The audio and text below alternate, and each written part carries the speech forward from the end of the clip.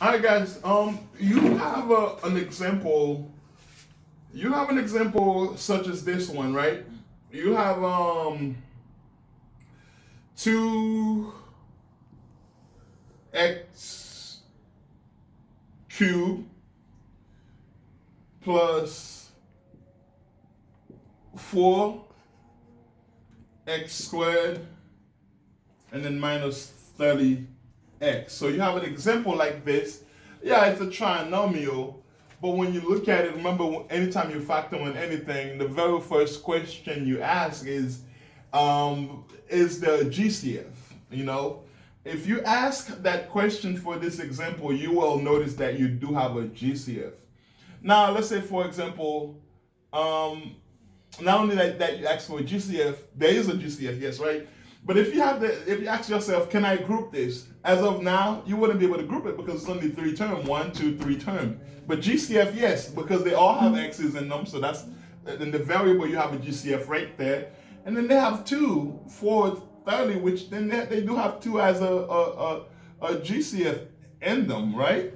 A greatest common factor. So then if you pull out the 2 and you pull out the x, because your the lowest exponent that you have is just the x raised to the first power, and obviously you want to use your lowest exponents in terms of the variable for your GCF. So then you create a parenthesis. What you have left in the inside is just x squared, right? And then plus 4 divided by 2, so it's 2, and then x squared divided by x, it would be x, and then minus 30 divided by 2, that would be 15. And because you already pull out that x, so you don't have any variable here. So then you down to this. So you were looking at this thinking, okay, I would have to use one of the methods, you know, the AC or change the grouping or maybe trial and error or slide and divide. But the truth is, after you pull out your GCF, all you have left here is x squared plus 2x minus 15, which is simply a trinomial with a coefficient which is now 1. And anytime you have a trinomial with coefficient being 1, all you have to do, you go straight into factoring it by, writing your parentheses x and x. And don't forget to bring this 2x that you factored in the beginning, bring it right in front of it here. And then you find out two numbers. Once you add them, it gives you a plus 2.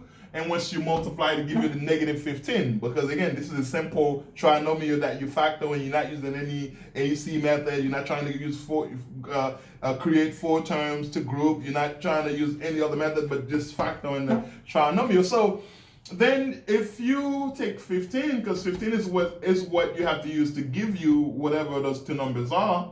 15 divided by 3, that's 5.